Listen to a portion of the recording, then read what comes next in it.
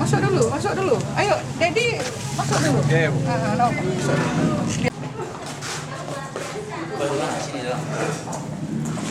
Sedikit Bu, saya jelaskan. Waktu Ibu sana ada dia di belakang sana. Saya jelaskan. Ibu menanyakan surat izin.